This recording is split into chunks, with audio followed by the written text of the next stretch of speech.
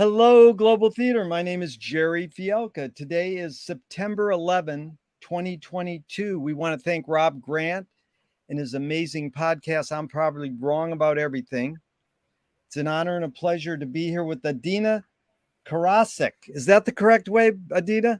Karasick, yeah, good. Karasick, I did it. All right. Where in the heck you calling in from? I am actually in New York. At this very moment, I'm in the Hamptons, though I live in the East Village. Just having the last few days of summer in Long Island. How cool is that? That's really nice. And that's an honor to have you here. First question is, what is the best thing for a human being? Ooh.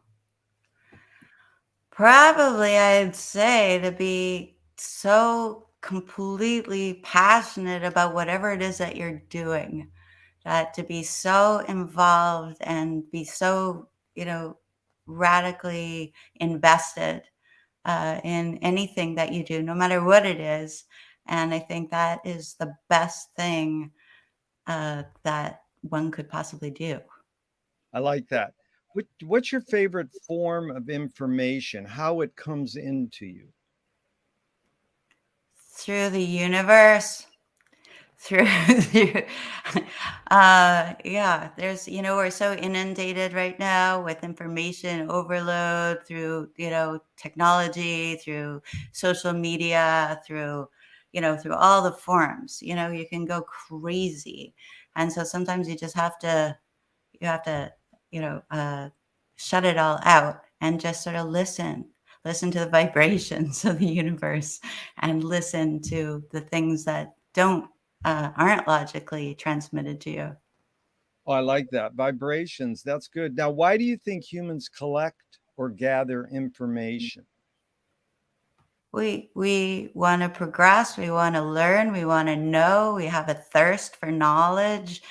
And so but I'm a fan of knowledge, but as I said before, there's so much knowledge coming at us all the time that we have to work harder and harder to be able to siphon it out, to negotiate it, all the complexities and the contradictions, and try to make sense of what it is to. Yeah.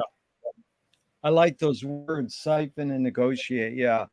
And so, do you think this need or want to collect information is more innate or more invented? Hmm. It's probably a little bit of both, like nature, nurture. But we are desirous beings, and we're growing and evolving every moment of every day.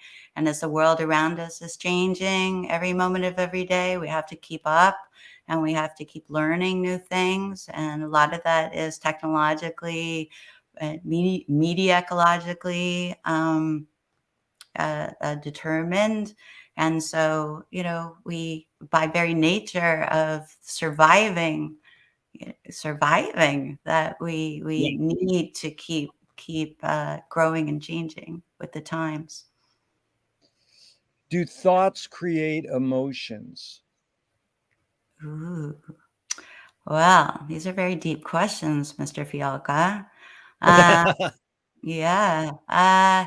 Well, I'm a big believer of sort of how, in the same way, does art create reality, or does reality create art? And looking at the symbiotic nature between those things. So, I think it can work both ways. You can be in a mood, and and change the channel of your brain, right? Willfully change it, and therefore, our emotions will follow.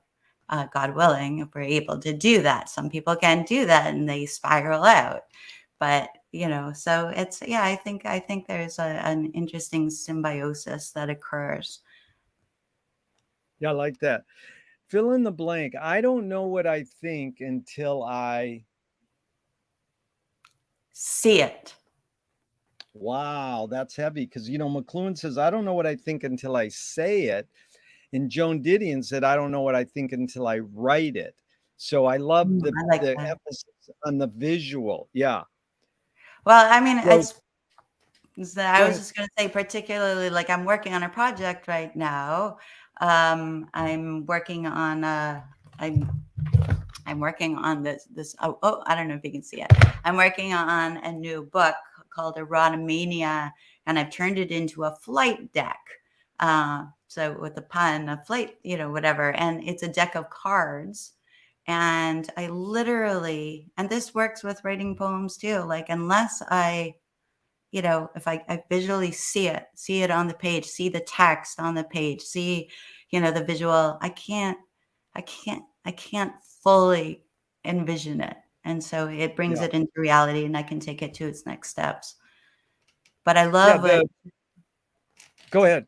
I would just say I love what Joan Didion says, of course, Yeah. until I say it. But, Yeah. Well, no, it McLuhan says say it. Jones says write it. But right. it's funny because I like what you said, the flight deck of cards. You mean like a flight deck in regards to airplanes and then deck of cards. Like, Yeah, yeah. And what you're talking about is close to what neuroscientists sort of say is that sight is the most dominant sense. right. And it's hard because, both of us study McLuhan know that there's called sense ratio shifting. So if you think, there's more than five senses, but the senses become dominant when you read a book, your eye is dominant. When you're listening to music, your ear is dominant. So, you know, we want to think all five senses are working equally, but sometimes maybe it shifts and one sense is more dominant, like sight or like hearing. Absolutely. And it's so funny that you bring this up right now because right before this podcast, I'm working on a dialogue with a poet theorist, Krista Stroffolino. And in regard to my most recent book, Massaging the Medium, which was just out from the Institute of General Semantics Press. And what that is a not a transcription, but a visual representation of a series of performances of Pechakuchas that I've done over the years. So over 7 years, and there's 7 Pechakuchas, and we've been talking about it. But the what we've been talking about is these performances that I did were live with a screen, with textuality. And what was really interesting to me was to negotiate the complexity of when you're having to listen and to read text and read images all simultaneously. What happens, when you're so inundated with all that sensorial, data? So like you said, at different times, I think different aspects of your sensorial consciousness kick in. Yeah, and I know Pechakucha as being like a 6 minute or 7 minute presentation, a visual and spoken word. Is that what you define Yeah, Pechakucha? I think it comes to 6 minutes and 40 seconds exactly. Second. Yeah, Pardon my math. It's 20 seconds each slide, and slide. there's Yeah, 20 slides. yeah, So that's good. I've done those. And so it's funny. I just want to interject one thing about that is the Pentagon supposedly banned PowerPoint because it's too effective. That if you're trying to communicate something, if you throw up slides, it shifts their attention.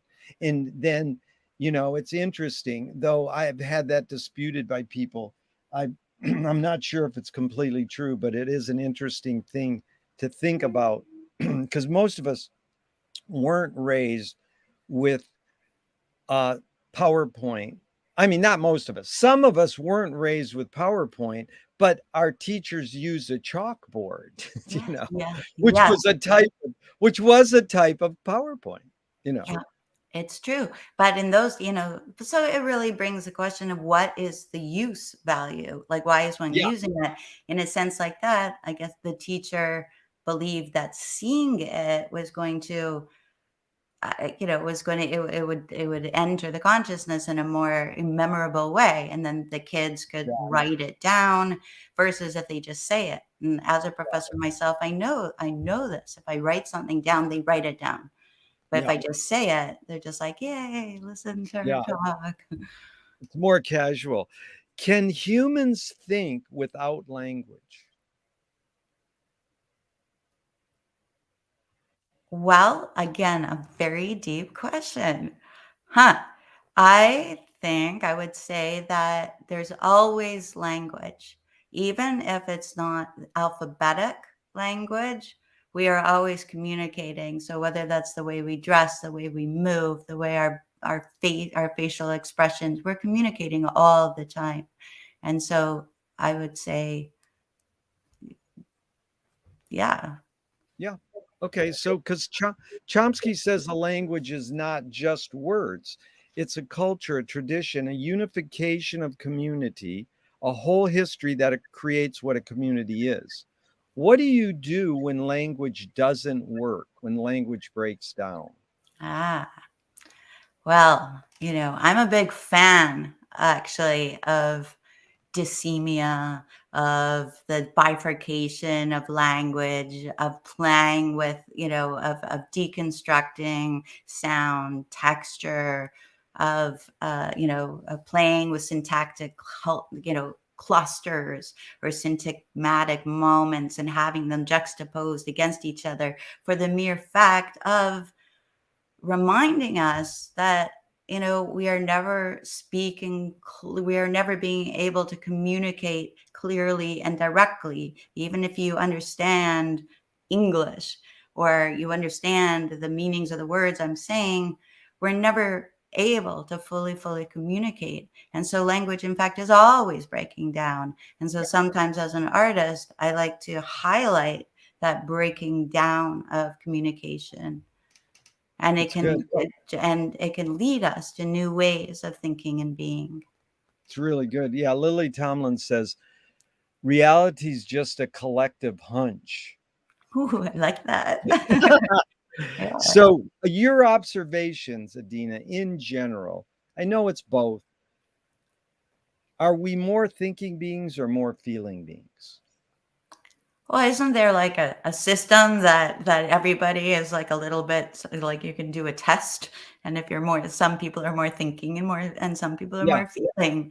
So Yeah. I think I'm sort of right down. I think I'm personally right down the middle, but but the question wasn't what I was, but I don't know if in general we can say we're more thinking or more feeling, because that's really separating, that's making a dichotomy between just like your brain and your body, and like Yeah. everything's working together as a system. And so I think it, just like the ear and the eye or different sensorial sensations, whatever they that we're utilizing to greater and lesser degrees, both of these things.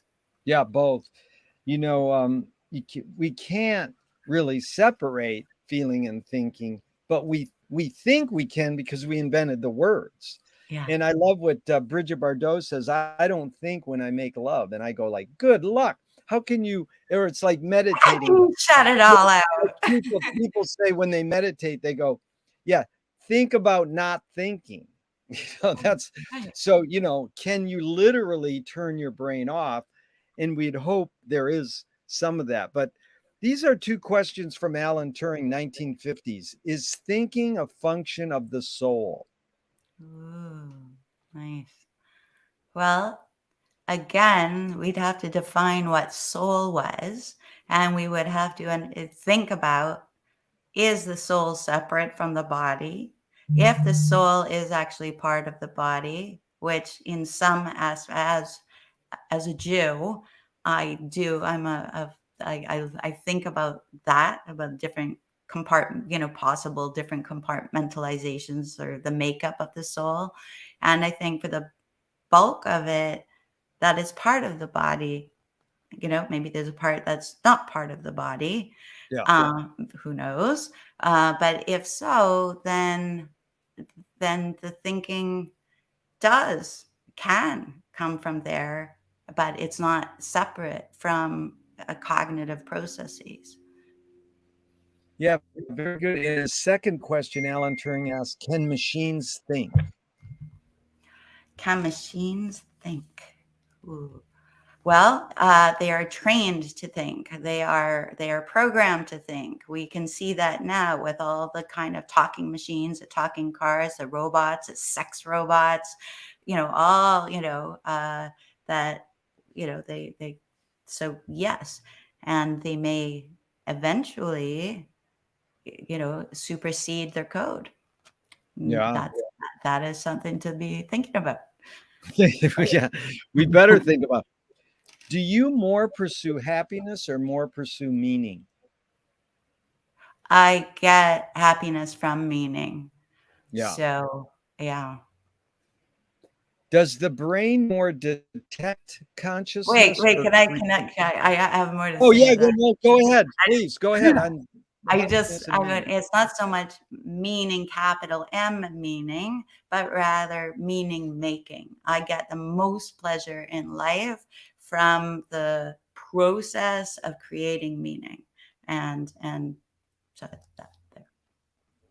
Yeah, because actually, I got the question from Viktor Frankl's book, Man's Search for Meaning. He says that meaning lasts and happiness doesn't necessarily last, but it is a complicated, again, symbiotic relationship. How there, it's like a DNA strand almost. Right. And there's different levels of happiness. Like I get great happiness from eating a piece of cheesecake, but there's a different happiness from being, creating something or finally understanding something that I've been working through, and Yeah, that's a different level of happiness. So yeah, that's good. Does the brain more detect consciousness or create consciousness? Like, is consciousness there bubbling away and we're detecting it, or are we actually creating it? hmm.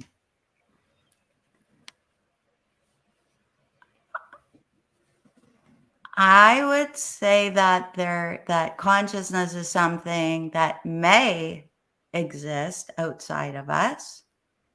However, we at various times are linking into something, perhaps greater than ourselves to create meaning. And therefore, we are maybe co creators in this consciousness that is not completely outside of us. And there's some sort of, communicative uh, system that helps us to grow and change and widen our sense. Yeah, I like that word co create. So, what's faster, speed of light or speed of thought? I'm going to guess the speed of light, but I don't know. I'm going to guess. We can be fast thinkers, but I think I don't. I'm going to just say speed of light. That's good. And I appreciate you use the word guess, because that's what I'm after, like hunch, guess, intuition. Yeah, Sometimes people go, well, I'm not a neuroscientist. I can't. I says, well, no, just your guess yeah, is fine. And saying I don't know or I pass is fine too. So here's yeah. Audre Lorde, the great poet, said, you can't dismantle the master's house using the master's tools. Mhm. Yvonne Rainer responded to her and said, you can if you expose the tools. What new tool do you suggest? Um, I I'm a big I. I'm going to sides show you. I'm going to respond with thinking through the great feminist theorist Hélène Cixous, who talked about working within the law and exceeding the law, and that's how you tear the law apart. So because my medium is language, I think in language, I think, which by the way is also light. So going back to your original thing, maybe, Yeah. So I would say using, say, taking, suppose you wanted to dismantle colonialist, phallocentric discourse. So using the tools of language, but in a new way. So through aspects of subversion and paradox and contradiction and, various other strategies of defamiliarization, one can explode those structures, but still work within them. It's really good. That's exactly what Frank Zappa taught me. You got to work within the system to change it. But also, Lakoff said you can use the old existing tools, but also invent new ones. So I like your ideas. You can use old ones and reinvent how we use the old tools. And that's very McLuhan too, right? Oh, Lots yeah. of media. So, Yeah. What new toy do you suggest? well, that's awfully personal, sir.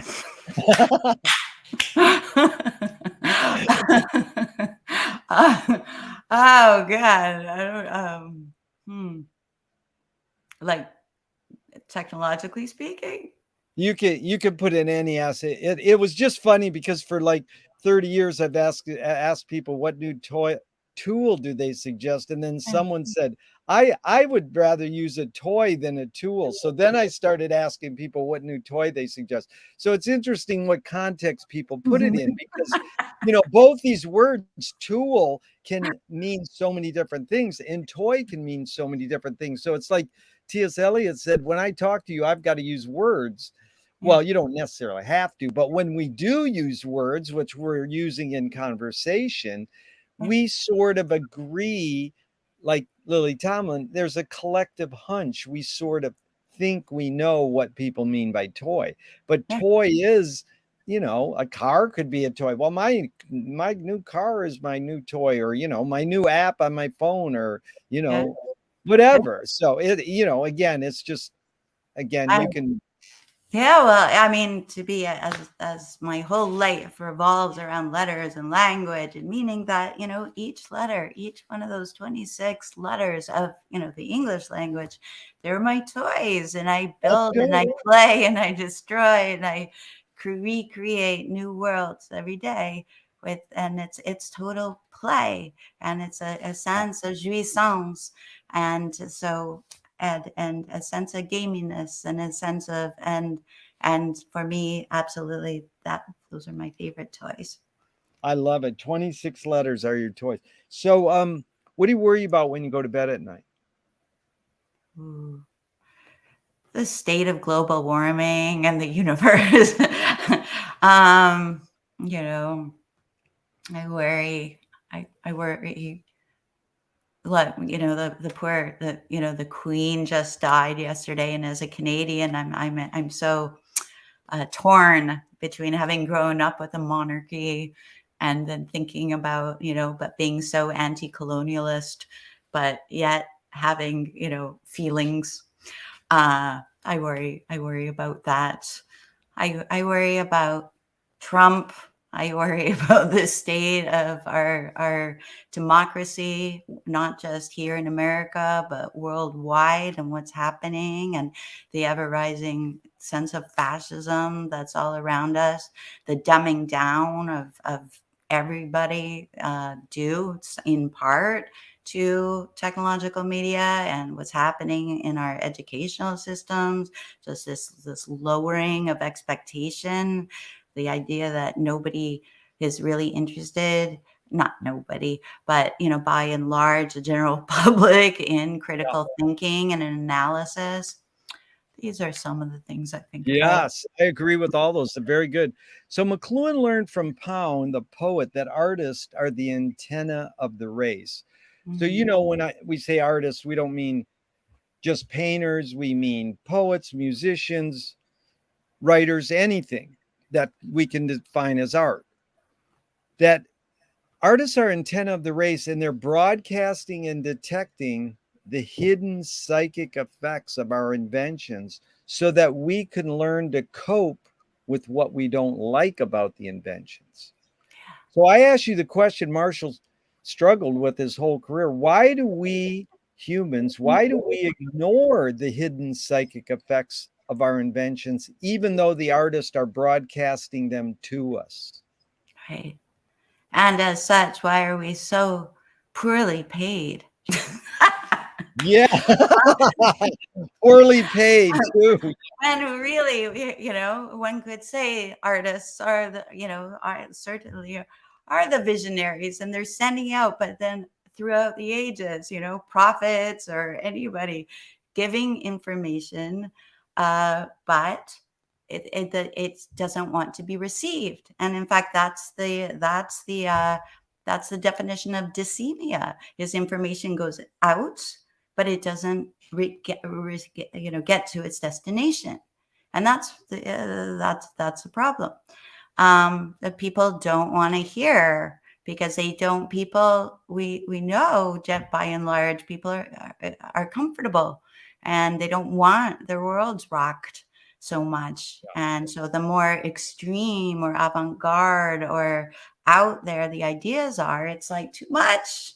It's too much, and they don't want to. But by, as you mentioned, and as what Marshall was McLuhan was talking about, is just like, being attuned. It's not being like like a prophet in the way of like you're some psychically connected person, but it's being attuned to the zeitgeist, the minutia of what is going on, and being, analytically, critically attuned, and then and then exploring that in one's art, or talking about it, or trying to communicate that. But you can't communicate something that doesn't want to be received. And so I think that Really, that's where really we are. good wording. I appreciate that because it evoked Martha Graham said that great artists aren't ahead of their times, they are their times. Yeah. So it's that tuned into, like, I love you not saying you don't have to be a prophet, but you're tuned in, or I call it higher awareness sometimes. Yeah. But do you think artists have moral obligation? I think, yeah, I think they do, because they, it's the job of the artist to be able to change hearts and minds and thinking, right? To produce work that isn't just narcissistically like, hey, look what I made. I mean, that is something, but I think it's a political act, and it's, every intervention into the world becomes a means for transformation and change. And Yeah, so there is, you know, that was good. Are you more afraid of new ideas or more afraid of old ideas? I'm not afraid of any ideas. Way to go. I'm not afraid of any ideas, but some older ideas can be extremely dangerous. Some new ideas, with a whole Yeah, sense of, like QAnon, or, any yeah, number of things. Those are new-ish. Well, they're not actually new ideas, but they're new for the moment. yeah, Yeah. And so, yes, I guess all ideas can be very dangerous and scary, but also I think it's our job as thinkers and analysts and critical theorists and artists and philosophers to address each one, and to assess it, and to look at it in context, and then be able to um, to decide what should be done with it.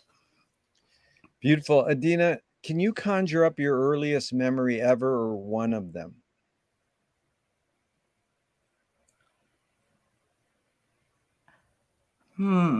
These are really interesting questions. Wow, early memory.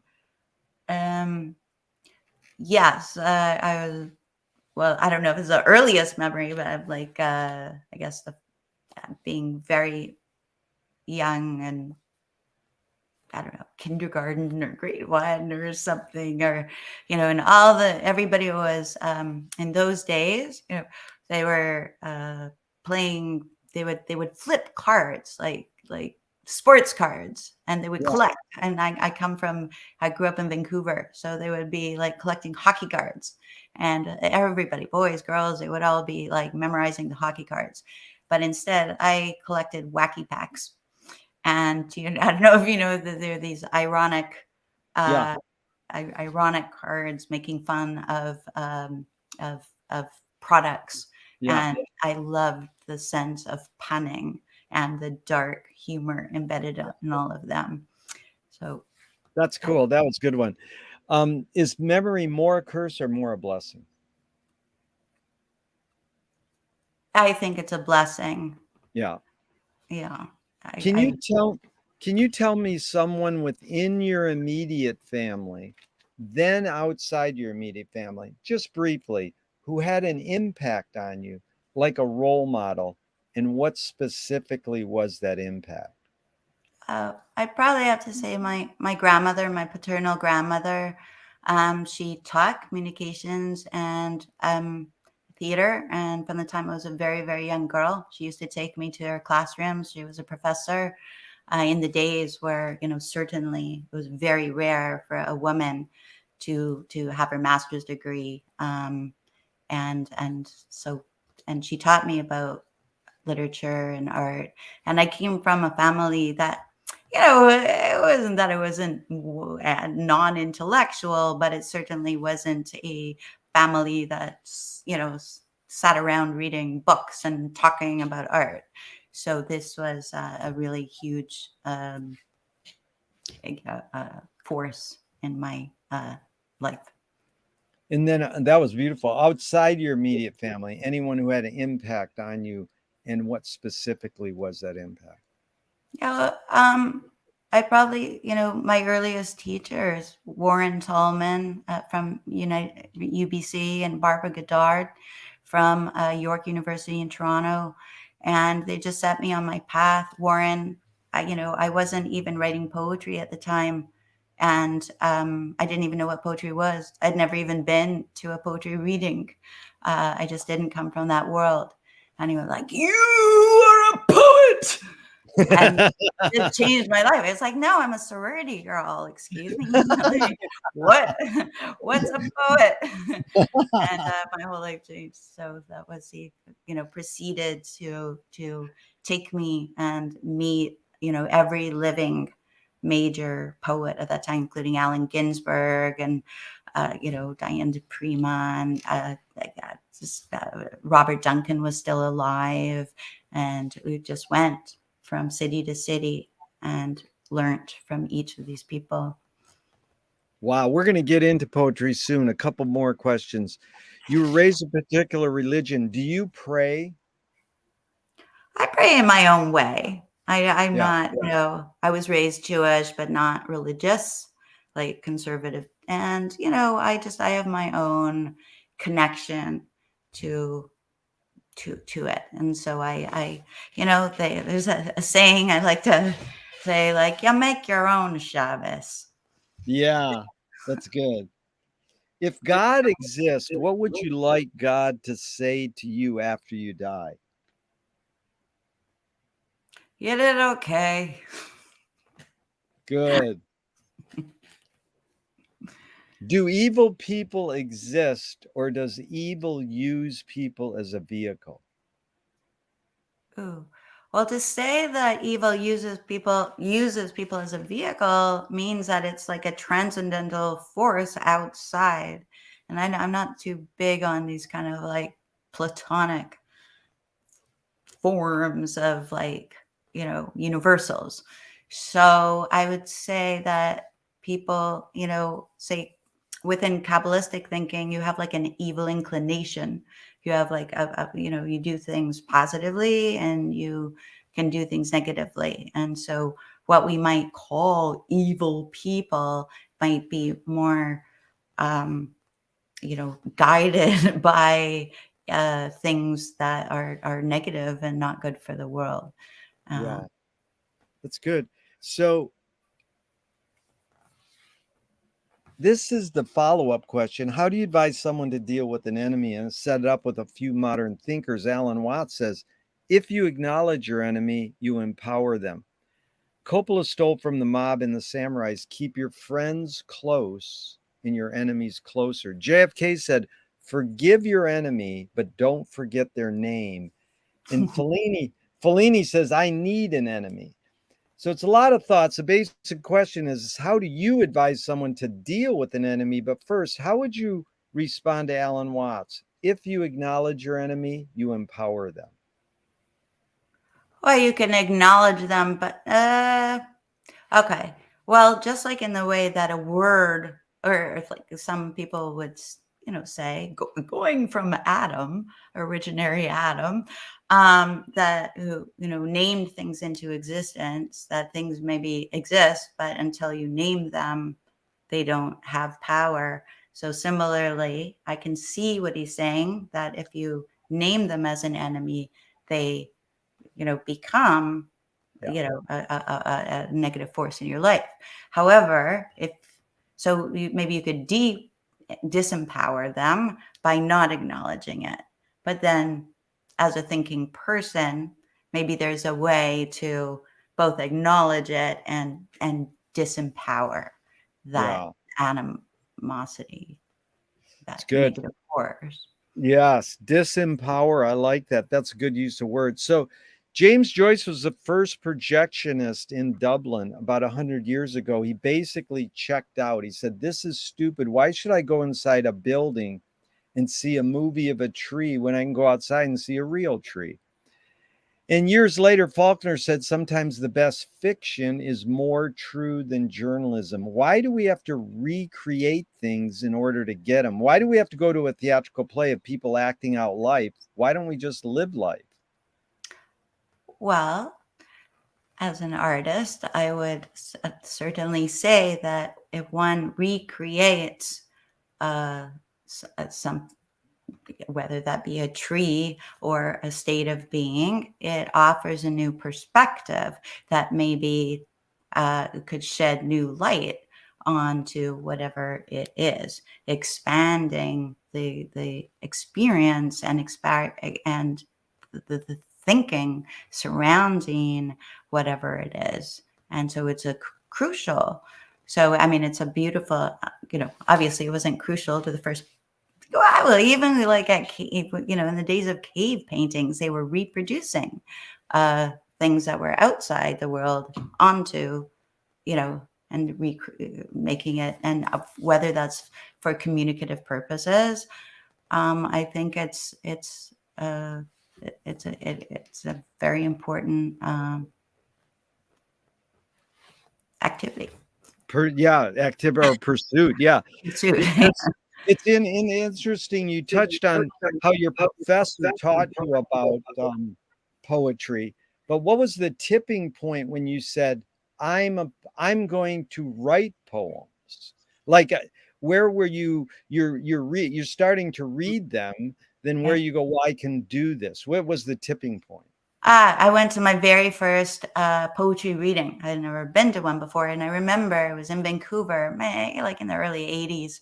And it was a Tish. You probably don't know that it was a big, it was a gathering of a lot of poets that were really, really big in the 70s in Canada. And they had a magazine, and, and Warren Tallman actually was the head of all of them.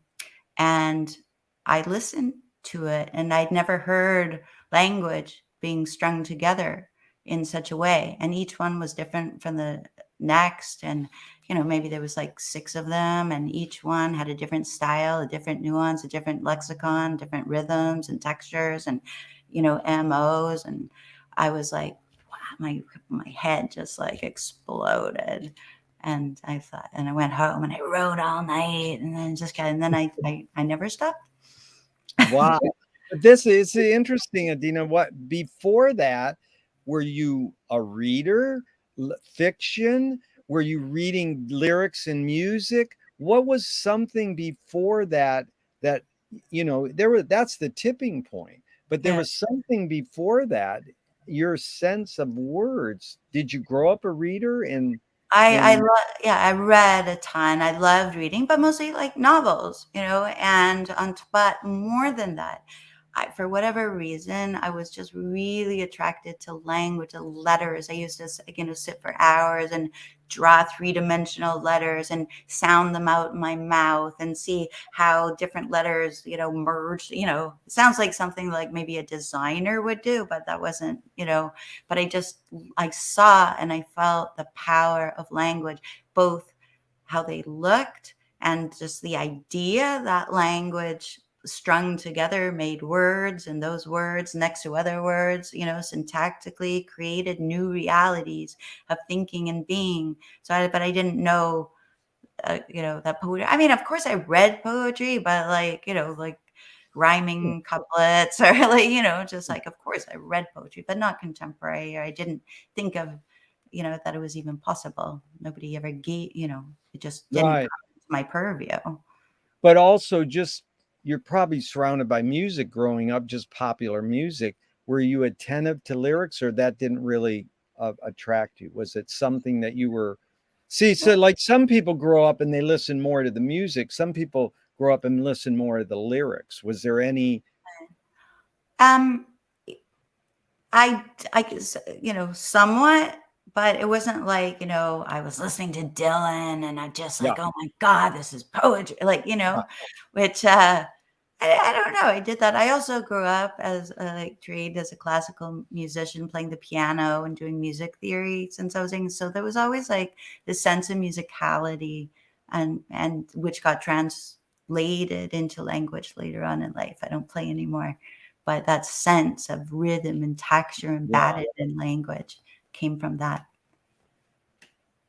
Yeah, I've studied Dylan for years, and they asked him, "Are you a poet?" And he says, "No, I'm a trapeze artist." Yeah, it's true. He's always walking a fine line. Yeah. So a screenwriting teacher told me great art or great film, great poem is when you can clearly see the intention of the maker. Kubrick says the opposite. Great art is when you can clearly not see the intention of the maker. What role does intention play in your creative process when you're writing a poem? Well, often I don't know what I'm doing until I've done it. It happens in the making. And so I rarely I come with a couple intentions, like, ooh, I need to write a poem about the concept of touching in the wake of COVID. Where it's going to go or what it's going to do, I have no idea. So that's one part, that my sense of intentionality is, just a little. But uh, what I often tell my students, um, is that it doesn't matter what the intention is of the reader at this point. It's, like if you were writing a biography, perhaps, you would contextualize this. But it's like as a co-creator in the reading, in the enacting and bringing alive of, whatever, whether you're looking at a sculpture, you're looking at a painting, you're listening to music, you're listening to poetry, it's it doesn't matter what they thought. It's about what you're making, how it's exploding meaning for you, and how it's speaking to you, and how it's changing and freaking rocking your world. That's what's more important. Beautiful. I really recalled Captain Beefheart's great poem, which I sort of lived by, was my mantra for years. It goes, "We are matter, the stars are matter, but it doesn't matter." I love it. I You love know, it. because to say that to your students, it doesn't matter. They're like, ah, I can see that they go to school to figure out what matters, and Yeah. then their teacher's saying it doesn't matter. But that's really healthy. Well, and So that makes them matter, yeah, with a D. that makes them matter with a D instead of a T. Very good. Yeah. So Marcel Duchamp said there's no art without an audience. How much do you think of your reader when you're writing your poem? Interesting. 50-50, because I'm a public artist. I'm out there. I'm not writing poems and sticking them like, you know, Emily Dickinson style, Emily Dickinson style into her drawer.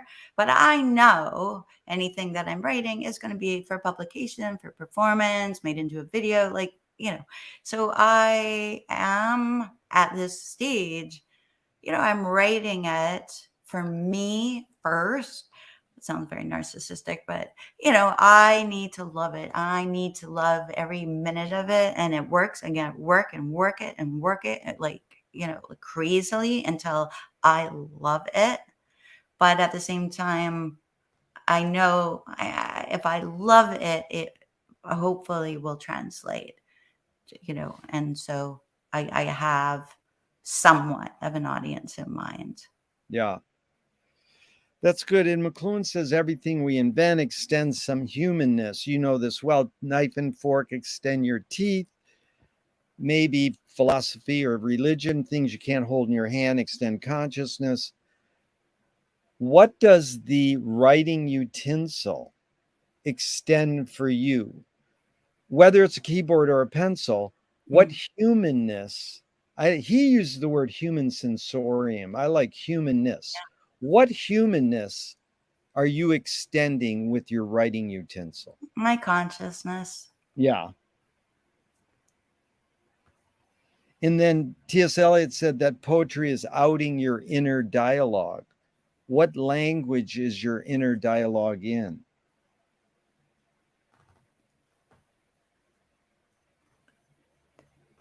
The language of my soul. Oh, that's good. So, Which is, as we said earlier, a part of the body. yes, that's good. But you know, my friend talks about the 3 T's in music: taste, theory, and technique. So, Taste? like Did you say taste? taste, yeah, taste, theory, and technique. So, theory, you've studied how people make poetry, you know, the structure of it, the theories behind it. You've studied the technique, how people can rhyme. You know the theory and techniques, you've practiced them and learned them, and you can teach them. But how does one acquire taste? Sort of like going back to your 50-50 in thinking of your audience. How do you know? I'm not so sure it's aesthetic, but you know what I mean by taste. Yeah. Someone might gravitate towards a Duncan a poem Yeah. more than a Ginsberg poem, you know. So they Yeah. say that's my taste. So how does one acquire taste? I think one just listens and listens and experiences whatever it is, you know, and then over time they know that you just know what you like. And not everybody like, you know, if everybody liked the same thing, there'd be one book, there'd be one record, there'd be, you Yeah, know, and even within, you know, as we know, like you know, a musician's catalog, uh you know, different people are gravitate toward different things. So I think it's so individualized and it's so unique and can be unique to different times in one's life. Like we change over time, our taste grows and changes and evolves as the world does and as we grow. So I great. don't think it's something you can be taught. That's why Yeah, I don't like actually teaching yeah. poetry. I don't really love teaching poetry. I don't, because it's almost like you can't teach somebody how, you can teach them technique. You can Yeah, teach them history, yeah. theory, but That's my friend's a professional performance artist, and she says you can't teach performance art. It's like teaching punk rock. And I says, well, you can teach the parameters, the history, the techniques, but it is an interesting thing. I like that you're a teacher and you say you can't teach poetry. I love hearing that. But what's the function of poetry? well, let's go back to McLuhan. So, you know, it has, you know, what is the function of any art, I guess we could also say. You know, hearkening back to both your question about McLuhan and also about uh, is there a moral under, or, you know, an ethical and I would translate that to political impetus to, I think all art, expands thinking, and it offers new ways of new ways of perceiving, which and new ways. Yeah, and both is aesthetically, like as Shakespeare said, is both to entertain and to educate, so simultaneously. And so both, it's entertaining, it's aesthetically pleasing, it evokes emotion, and but also it ideally you come away from whatever art you've just experienced uh new. Yeah, you come away new. That's good, because you really brought up to me this McLuhan in Explorations in 1957. He said this: it's misleading to suppose there's any basic difference between education and entertainment. So I like that you brought up that Shakespeare said it can do both. But here's McLuhan saying that this distinction merely relieves people of the responsibility of looking into the matter. It's like setting up the distinction between didactic and lyric poetry on the ground that one teaches and the other one pleases. However, it's always been true that whatever pleases teaches more effectively. Yeah. Now, that's a heavy statement, because he's sort of making a distinction that there's,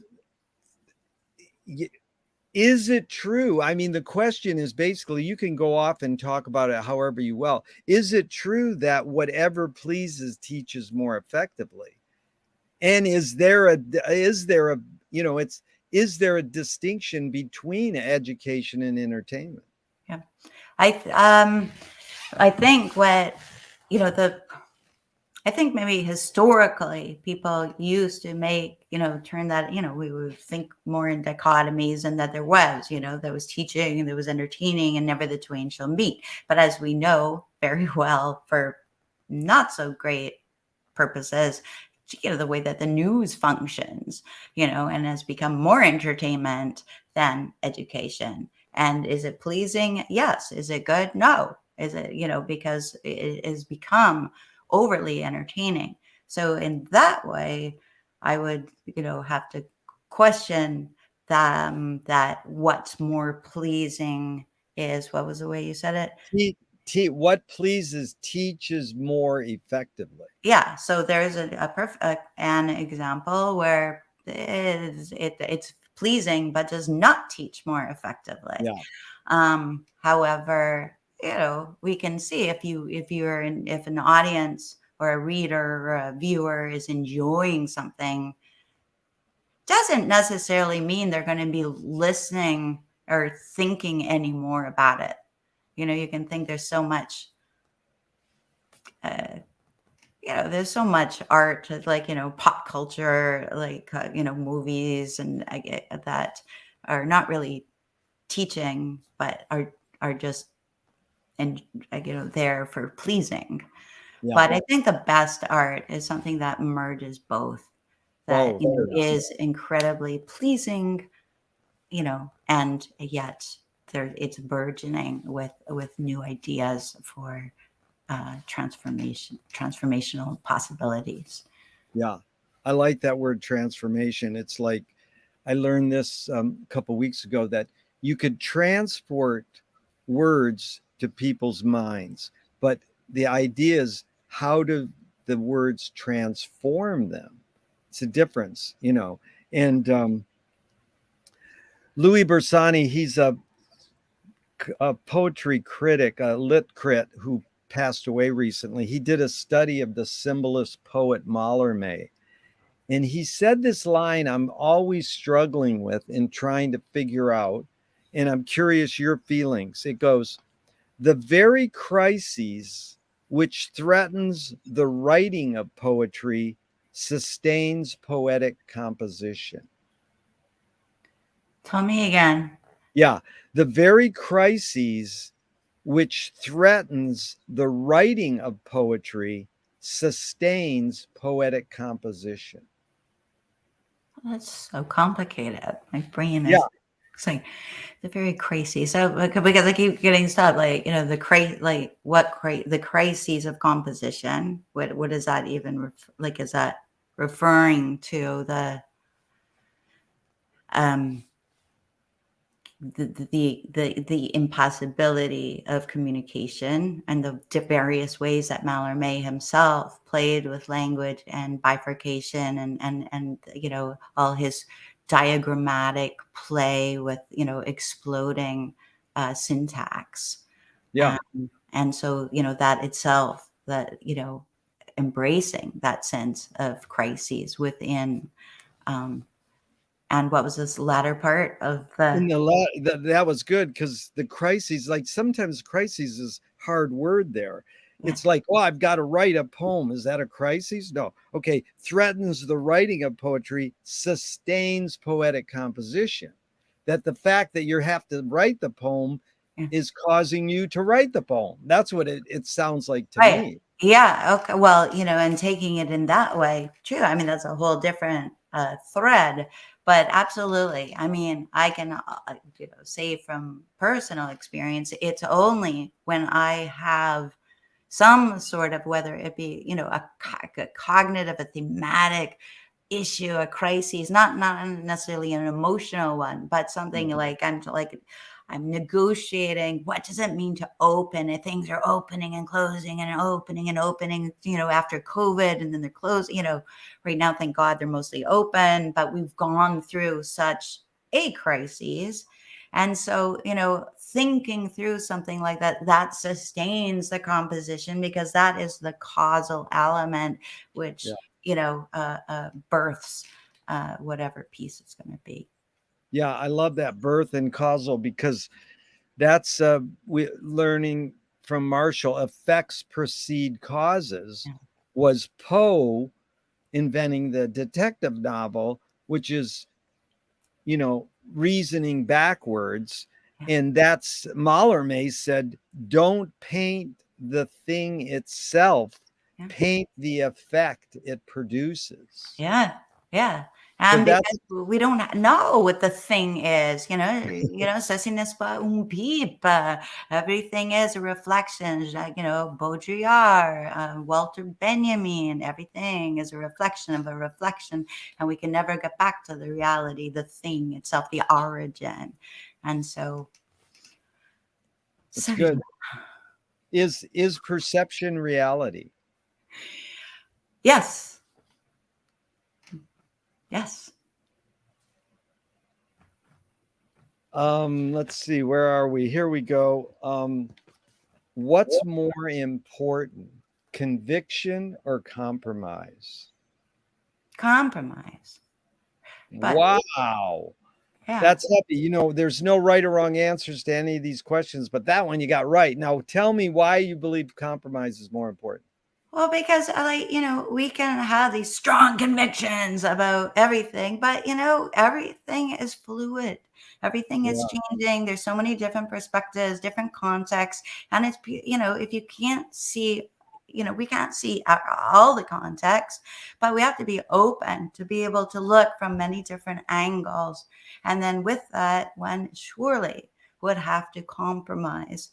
Doesn't say give in, something that you feel very strongly about, but we have to be able to see things from a multiplicity of perspectives. And those perspectives themselves will be shifting and changing because everything is a heteroglossic enunciative process shifting over time. Wow, that was great. Where did you get that? More from the way your parents raised you or on your own? I well, certainly not the way my parents raised me. If you count Chatelaine magazine and yeah, whatever. Yeah, I don't. I read a lot. I think I like thinking. Yeah, that was good. So you've accomplished a lot. In your accomplishments, how have you rate these three elements: luck, skill, and ambition? What played the biggest role, second and third? Oh, luck, skill, ambition. Luck, being in the right place at the right time. say, like, for example, never met Warren Tallman. Who knows? I might be a sorority girl right now. I could be a lady who lunched. Instead, I'm a lady who launched. Okay. So luck, skill. Yeah, you have to hone your skill. Like any, as I work, I'm writing every day. I'm publishing, I'm writing, giving papers, I'm giving talks, I'm giving interviews, I'm writing, lectures for, I teach 3 courses at Pratt Institute. I'm traveling around giving, so I'm always working it, even though I don't see it because they're my toys and I like playing with them and it's all very juicy and fun. But at the same time, yeah, you gotta work it.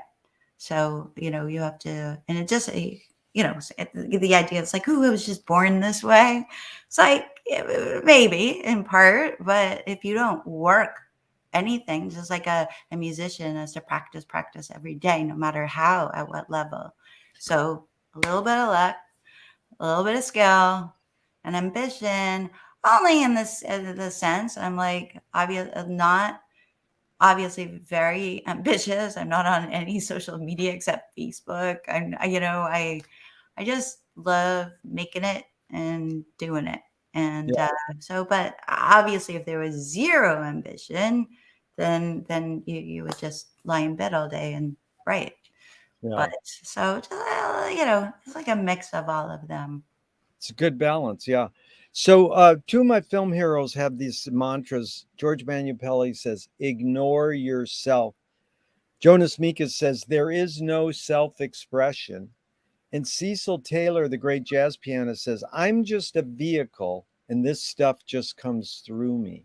So it's a stupid question, but it's more like your hunch again. And I know it's both. Is art making, poetry writing more self expression or more you're a vehicle for whatever technology, cultures, and environments are dominant? I think that it's both, and that's not a cop out statement. It's just Yeah. like for starters, like I it's in part something that I want to say. But what I want to say, I don't live in a vacuum. I'm a composite of the world around me, and it's it's ideological codes, which and so everything is, yeah, I cannot separate myself from my sociopolitical ideological context. Can art making, poetry writing be egoless? We can try, but we are still a body with an end. So that would that would that would be the ideal. But I think it's a false statement to pretend. The only way that it can be completely, yeah. I was going to say that it could seem egoless if suppose you were, strictly using like a Cajun kind of uh, arbitrary, accumulation, opening up a dictionary or setting out different conceptual strategies of, say, I'm going to use this word on this page, like, and under the pretense that, oh, it's totally egoless. It's just, it is what it is. And so in that way, maybe, but oftentimes with found materials, you're still editing it and changing it slightly, or maybe what you're choosing to draw from still you are deciding. So in that way, there is the vestige of ego still in there. Yeah. Really good because that question for 20 years, people 90% of the time, can art be making be egoless, say no. And then you can implied this word good, well, or you said it was it's ideal. But here's how it came down recently. Someone said good art is egoless, and then a couple weeks later another person said it has to be egoless. So it was interesting how you sussed it out because you said it can be something we aspire to ideally, but can we literally do it? Because we're sort of destined to believe this question, which I follow up with sometimes, is Was Freud right? About what? Yeah, that's it. You answered a question with a question. You win. That's what this series is all about. So, McMillan probed Finnegan's Wake by James Joyce, saying everyone has creative powers they use in the middle of the night and create these scenarios. But artists also use these creative powers while they're awake. They dream awake. Have dreams played a role in your creative process? Not overtly. But by the way, may I just say that I love all your references, all your, it's such a pleasure to speak with Thank you. somebody who's like so well read and such a plethora of theorists and thinkers and philosophers and writers. Thank you. Oh, thank you. Um, I'm not one. I mean, I do dream, but I don't generally. Let me answer it this way: that it's not so much what I'm dreaming about, but maybe the idea of how a dream itself is like a composite of different time, space, fragments, bits of reality, bits of lived reality, bits of projected reality, and all kind of layered. So in that manner, it's that is a kind of work that most interests me and I like to do and engage in. But in actual, like, oh, this happened in my dream and I'm going to write it down and then I'm going to use it in a poem, never. Yeah, that's interesting because I think the dreaming exists to dream. It's sort of like what Finnegan's Wake is not a description of a dream. If you read it out loud with a group of people, it is a dream. Your dream, like Yoko Ono says, if you dream a dream alone, it's a dream. If you dream a dream with other people, it's reality. Yeah. So the wake becomes a living organism when you read it out loud with a group of people. Which I have and I love. And just another thing, thinking like relating that to Freud, who you brought up earlier, if I'm not mistaken, I think he implied that, every aspect of your dream is a manifestation of you. So no matter what it is, both the objects, the people, whatever. So then, going back to like ego-ness or notions of subjectivity, I just love that idea of your dreams then become thought in that way as a composite of so many dichotomous elements that in fact are your consciousness. That's it. Yeah, this is you used that word co-create earlier. Well, American Indians, the indigenous, would go from tent to tent and talk to each other and go, well, what did you dream last night? And then they would say, something happened. And then they go, well, what happened then? And so what they said was the person asking the questions was the co-creator of the dream because the dream was past. It's like, how am I recreating it in words? Yeah. It's because the co-creator is the questioner. So Lewis Carroll says, I believe as many as 6 impossible things before breakfast. Have you believed in any impossible things lately? I was going to just say I don't eat breakfast. Have I believed in 6 impossible things? No, just one. Have you believed in any impossible thing lately? You mean that have actually happened? Well, again, you put it in the context you want. Believing in an impossible thing is sort of like a little bit of a dichotomy. Some people go, well, I don't believe in impossible things. But Lewis Carroll implied that his character believed in 6 impossible things before breakfast. So my question is, have you believed in anything impossible lately? Well, I didn't think this would ever happen. So lovely to be speaking with you, Mr. Fialka.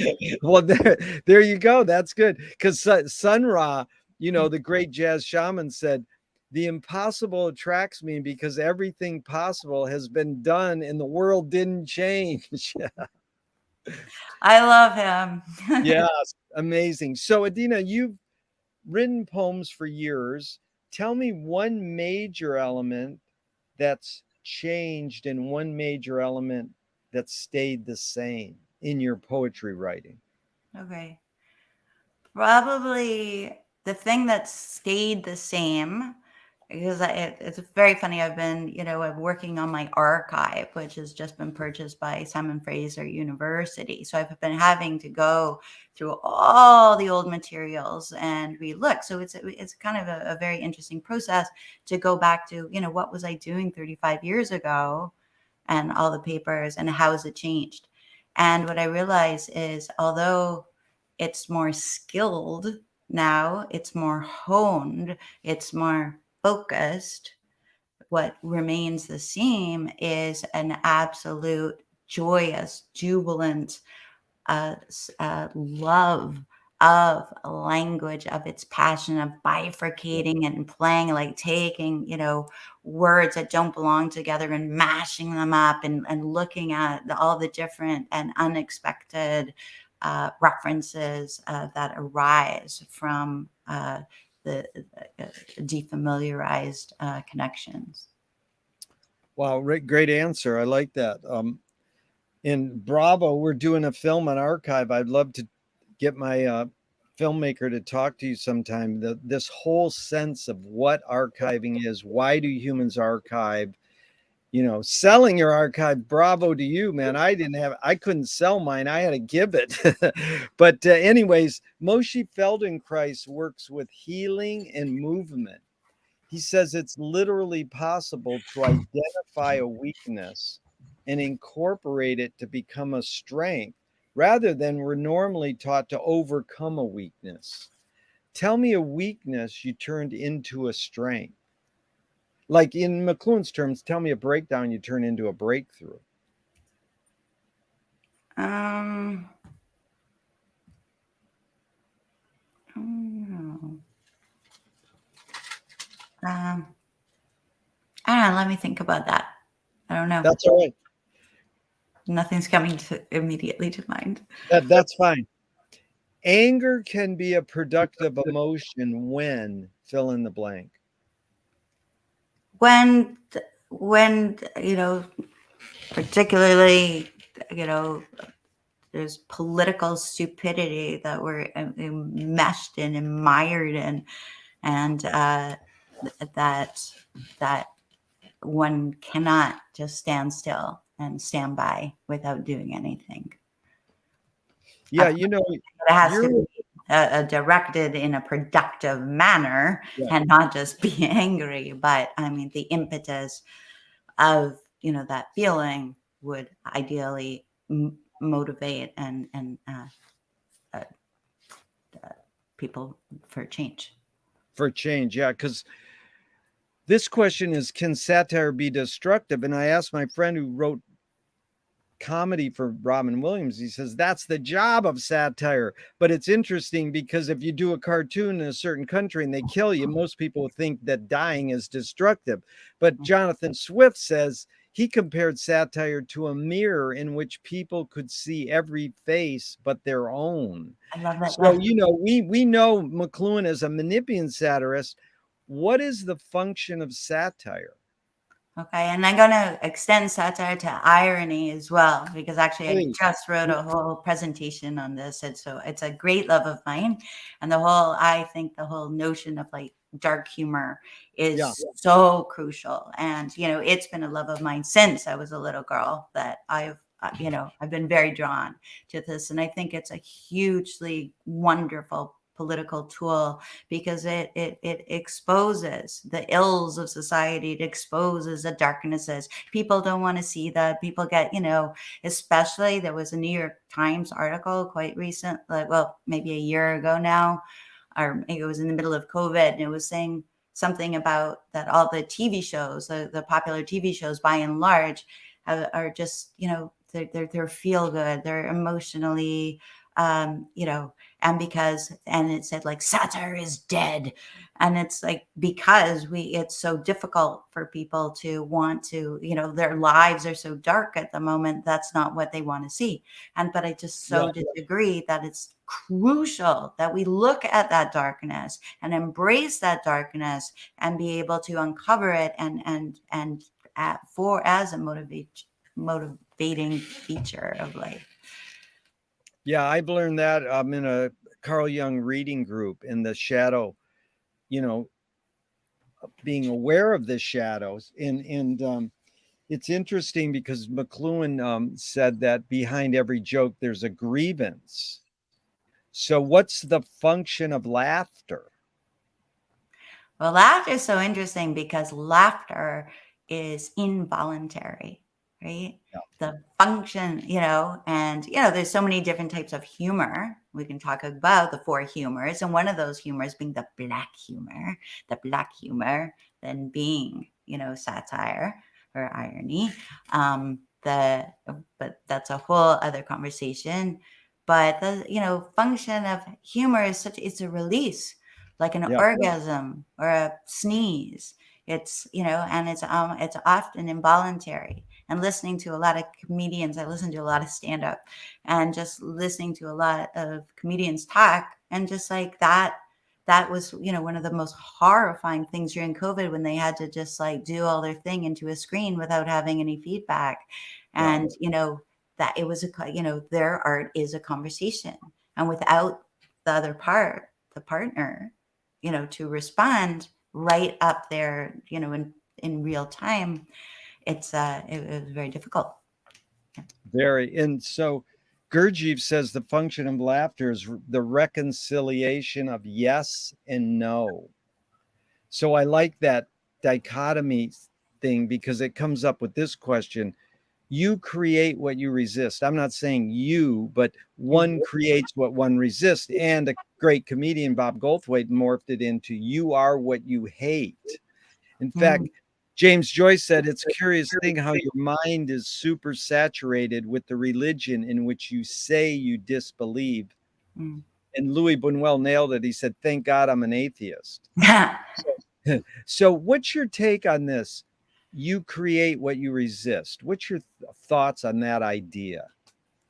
Well, I would say that one needs a limit in order to, if everything was just as we know from Anarchy, or like if everything is just fluid and moving and there are no limits, then what do we have anything to butt up against, right? If we live in some sort of utopic society, where how do we grow, how do we change? But it's through limits and transgressing them, or shifting the parameters, or working with and against them, that we can evolve. Yeah. That's really good. We got about 10 more minutes. I really appreciate your time. And bringing up the word anarchy was great because Utah Phillips, who I actually met in Vancouver once, great Tom political. Phillips? No, his name's Utah Phillips. He's a political folk singer. He said, anarchy is making rules for yourself and not other people. Who's entitled to make the rules? Rules can be made, but they can also be and should be broken all the time. So, continuing with what you said earlier about limits, there are rules. Anybody can make the rules, but the question is who's following the rules and why. Yeah. These are 5 questions from Alan Watts, just briefly off the top of your head in just a couple words. First one is, who started it all? I did. Are we going to make it? You betcha, baby. Where do we put it?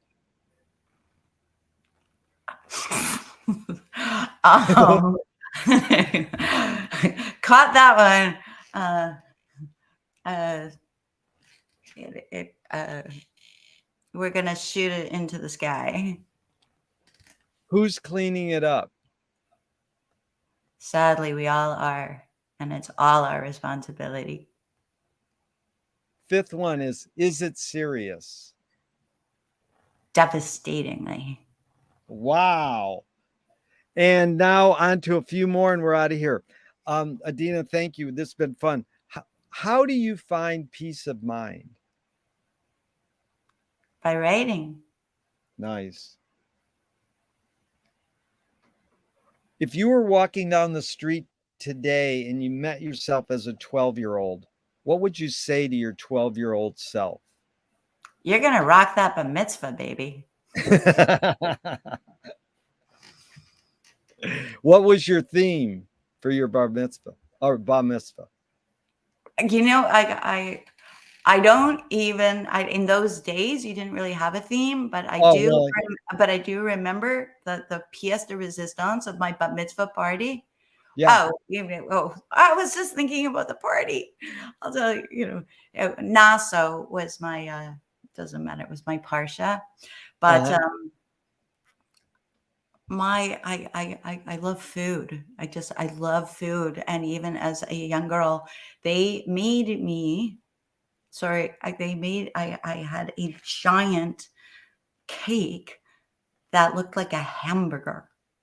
That's what that's what I wanted, a hamburger that was a cake. Yeah. Funny. That's great. So which way should toilet paper come off the roll, over or under? Oh, under. And why? I don't know. It's just neater. It's easier. Yeah. It's hidden like girl parts. If a publisher was to release your autobiography off the top of your head, what would the title be? She was a bit of a freak. No, I don't know. They want to scent the glue in the binding. What smell? What? They want to scent the glue in the binding of your autobiography. What smell? Oh.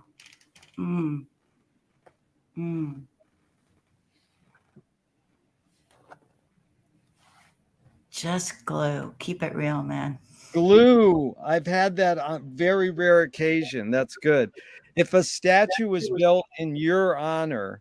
Actually, it should be sewn. Just saying. I don't want to see no, unless it's very nicely Oh, it should be sewn and not glued together binding. Good. Never had that answer. That's really good. If a statue was built in your honor, where would you want it displayed, and what would it be made of?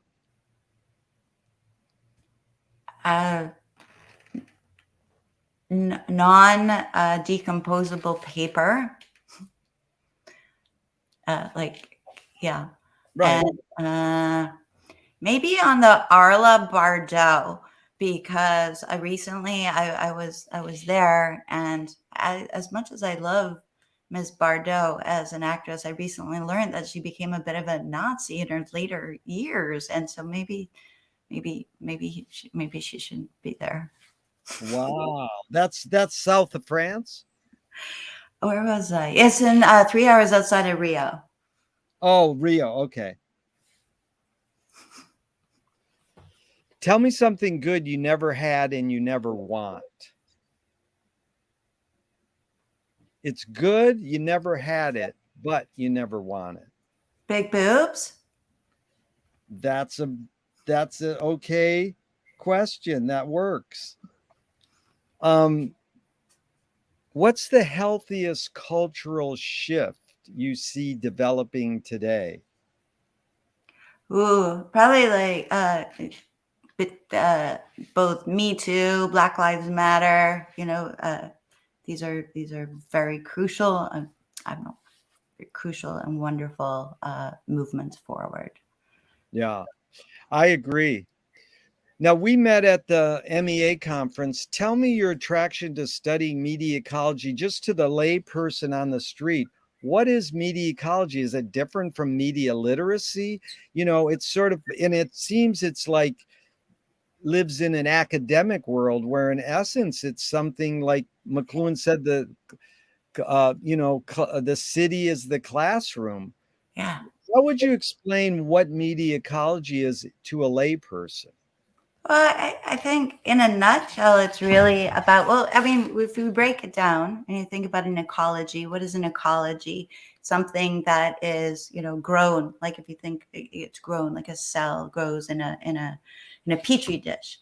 And so it's the way that media grows and changes over time and how it affects every aspect of our being, our thinking, our being, our thinking, our the way that we act, the way that we see, the way that we feel, the way that we process information.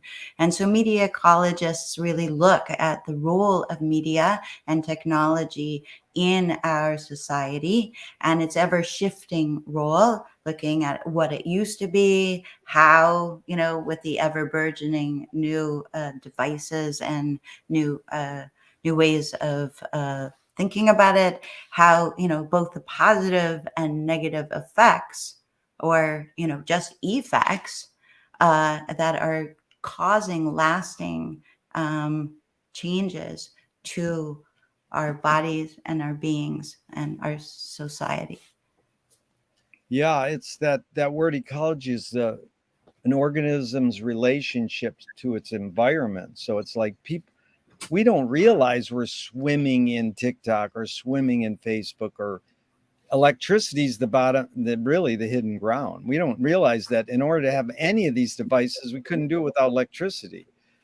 So I'm curious also, you've studied feminist theory, and I was always intrigued by Laura Mulvey's uh, discussion of the female gaze. And then Nina Menkins is about to release her film more readily in New York and in LA. It's called Brainwashed: Sex, Camera, and Power. And it's about, the female gaze and the male gaze. And, Alice Guy Blanchet, she helped invent cinema when Méliès was like 120, 130 years ago. She invented narrative cinema, but she got blackballed out of the cinema history. And she definitely has a look, but I struggle a little because she grew up probably seeing paintings and photographs, which were probably dominated by males, the ones that got into the museums. And so she was learning a framing aesthetic that was it a male gaze, or did she go, I'm going to bypass that and have my female gaze? So, the bottom line question is eye contact more innate or more invented? Is there a difference between a male gaze and a female gaze, bare bones, or is it something we learn? I mean, again, I'm sorry to be so complicated with my question, but I think you get a sense Yeah. I, what's I, going on there. Yeah. I would say that eye contact is innate. There are some things, Yeah. well, I'm not a scientist, but I don't know that that is a learned thing. I think we are electrically attracted to people, to each other as humans, and we look at each other. So I don't know that, but the whole notion of the gaze, the male gaze, it's what we do with that gaze. It's how it has hurt and been so damaging over the years. The way that the male, that women have been subjugated and Yeah. uh, uh, and so for her, well, so what is she doing? Like, how is she what is reminding me, what you said, is just like, in the early feminine, like, first wave feminism, that, women felt the need to like take on male attributes to, in order to subvert or to gain power. Yeah. Later we learned that's not necessary to wear big shoulder pads and wear no makeup or wear no bra. Well, that's another thing, but there's other ways of still being a woman, or still presenting without having to take on the role of the oppressor. Yeah. And so as we've come full circle, Mr. Fialka. It's so lovely to think about, working within the law and exceeding the law, and taking, the dominant power structure that she was caught within, and doing something different with it. And I think that's, so if she's doing something, she's exposing the problematics of that without mirroring what has been done before in terms of gender. Really good. We really went full circles how we can use the tool, and then we can invent how we can have the tool and then reinvent how the tool's used. Yeah. So this really been enlightening. I really appreciate your time. The closing question is what gives you the most optimism? The people's thirst for knowledge. Yeah. That we don't that we're constantly can embrace otherness and difference and celebrate within that, and not be scared of it, not be scared of change, and just to keep our eyes and our ears and our consciousness and our wits open so that we can deal with whatever may be possible change doesn't work in our benefit, and be able to go in there, analyze it, and make some difference. Yeah, I'll close on a commonality we share. Marshall McLuhan, he says, communication of the new is a miracle, but not impossible. So I really found I've learned a lot of new things today, Adeena. Thank you so much for your time and energy. Really appreciate it. Thank you, Jerry. It's a pleasure talking to you. Really cool. And I'm going to hit the end broadcast button, but I hope this never ends and we can keep the conversation going forever and